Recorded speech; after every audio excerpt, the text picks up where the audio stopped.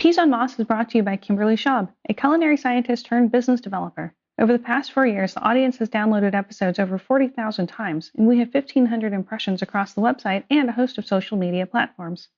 Will you consider contributing to the show to help keep it on air? Donations through Patreon help to offset the cost of web hosting, editing, and producing the various Peas on Moss offerings, from podcast episodes to videos, and every little bit helps, from corporate advertisement to sponsored content and private contributions. Reach out to me on peasonmoss.com for details. Chef John Draz is a name you'll recognize if you're in the Chicagoland area or have been a member of the RCA for any measure of time. Chef John is the executive research chef at Edmoniette, and he is the go-to resource for meat science among membership, as well as responsible for mentoring several other notable research chefs. A chef who came up in hotels and fine dining and who spent time as a culinary educator, Chef John is an active volunteer for the Research Chefs Association. We recorded a full-length episode back in Peas on Moss Season 3, and he stayed in touch through the years. When I started creating some quick bites of technical information, I knew that Chef John had to be the resource for meat science, and I discussed the applications and challenges of nitrates, nitrites, and phosphates in meat processing with him. In our chat, he breaks down the uses, some of the misunderstandings and abuses of food additives, and we talk a bit about the attitude pointed at the food industry of presenting us as having diabolical plans to harm health or put profits ahead of safety. This was a fun, quick bite to record. Enjoy.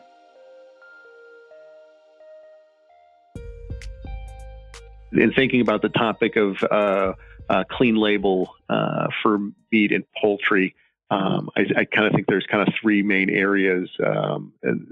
One, the older one is phosphates, and two being nitrates, and then three, the meat product itself. Although it may not be clean label, things like responsibly raised, antibiotics and hormone-free, natural, organic, etc. So, I think that's kind of like maybe a wider category. It's not necessarily a specific ingredient, but it's it's the main ingredient, and what the conditions the animals are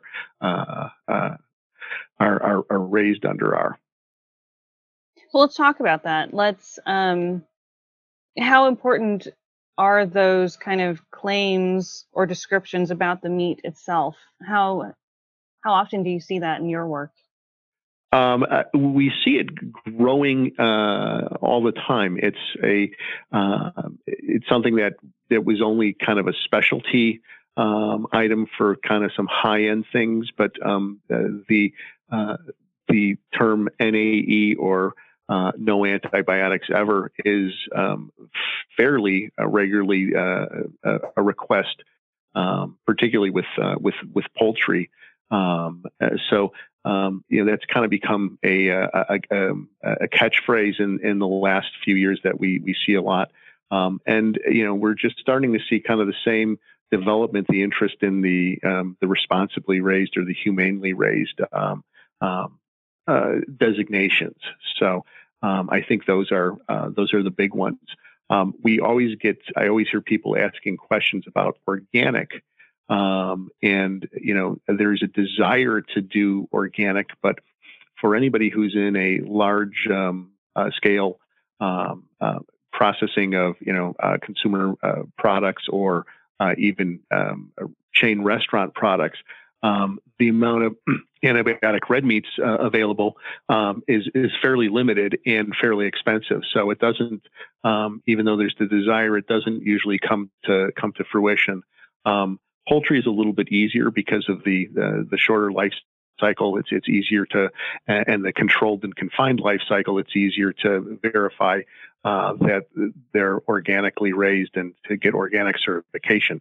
But even in our experience in poultry, there's not a really high demand in the food service world, or for cooked products for that organic labeling.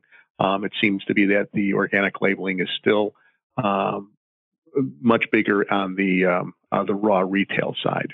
nitrites are, we've been using nitrites and nitrates in preserving meat for thousands of years, for almost, since we've been using salt, because some of these chemicals were just, attached to, naturally mined salt. And the benefit is great. It obviously creates the pink color that we normally like to see in hot dogs and ham and corned beef and cured or smoked sausages, bacon, etc. But its practicality is it is the inhibitor of CBOT, Clostridium botulinum, which is rare, but it's also extremely serious and deadly. So it's the use of nitrites have kind of come about in that. It also has some other facts besides the pink color. It helps to preserve certain, particularly the flavor of smoke. So there's a synergy between smoked products and using a cure of nitrate or nitrite in the product. The majority of nitrite-free products, the end product actually in the process, they're labeled nitrite-free because the ingredients that go into the product don't include a nitrite or a nitrate. But they do include typically most of the nitrite alternatives are made from some source of celery powder, celery juice, etc. And nitrites are naturally occurring compounds in lots of different foods. Celery and spinach in particular have a pretty high concentration of them. So by adding celery juice or celery juice powder to the product, the ingredient deck doesn't have the word nitrite, but the celery essentially has that effect.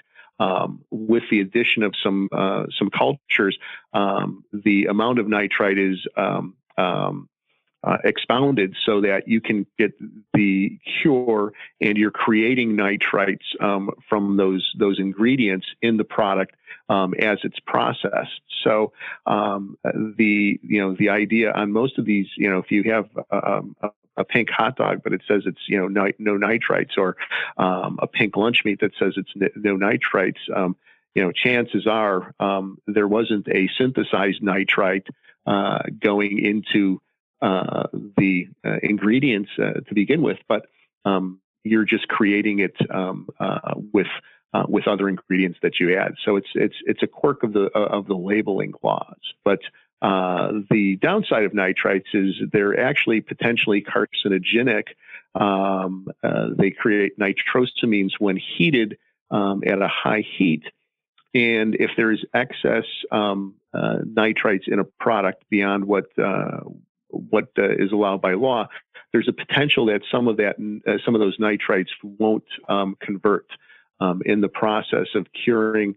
Nitrites convert to a benign nitric acid, and if there's excess, maybe some of it doesn't convert. If there's residual and it's heated, it has the potential to create a carcinogenic compound. So, but that possibility, I think, has been a lot of studies have been done, is far less of an issue in terms of overall health than still the threat of botulism. So the other one is, for a long time, we've been taking phosphates out of processed meats. And, one of the goals of a lot of processed meats is to retain moisture.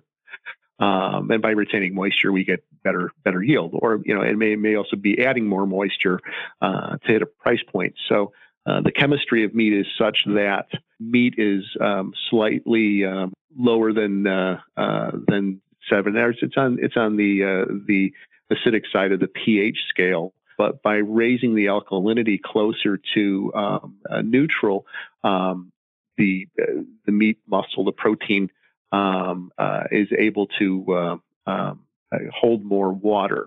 And meat scientists talk a lot about water holding capacity. So the reason for adding phosphates is just to kind of alter the the pH of the meat a little bit closer back to where it was in the natural muscle stage, and it retains its moisture much better.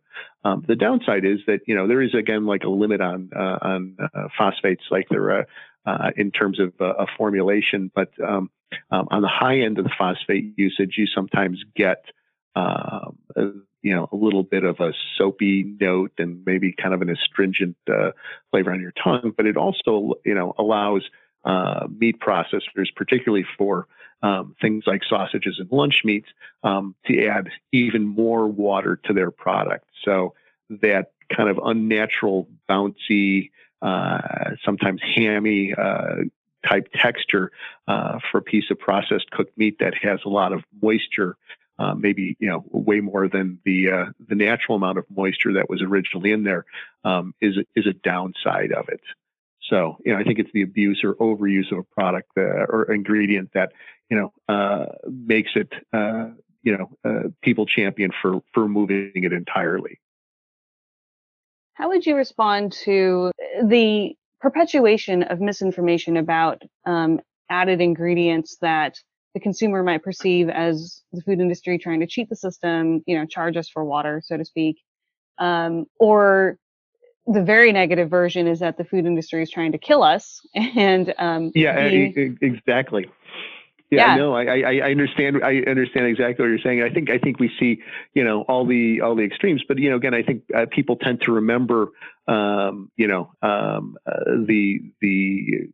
exceptions rather than than the rule. And sometimes we're, kind of writing the rules based on what is really kind of an exception. And I suppose it's just human nature for us to remember and react to the exaggerations and the extremes and the and not necessarily put that in perspective of what's the bigger picture. That's it's what's as they used to say, it's what sells newspapers. It's the fantastic and the exceptional that we tend to grab onto. Generally, we're not trying to hurt people; we're trying to feed them good, safe food. Right. Yeah. And I mean, I think the thing that actually is probably the most frustrating, the most discouraging is the idea that someone is intentionally trying to that there's somebody is trying to mastermind a product to intentionally drive something, and it's simply are we adding water to the product because it's going to be microwaved or reheated in an oven, and the finished product needs to have a certain amount of moisture to it, or are we doing it because we're an evil cabal trying to make more money? Obviously there's always profitability is always a concern, but it's the idea that there's some sort of master plan of evil behind food product development is I think one of the most disheartening things. Yeah, I agree. I think it's our mission out there to try let people know that that's not the case. We're not evil masterminds sitting in the top of a tower trying to control the world or something. Yeah, and I mean, who has the type of power that they can manipulate, the public to the extent that we're often given not credit for, but it's often ascribed to us. So.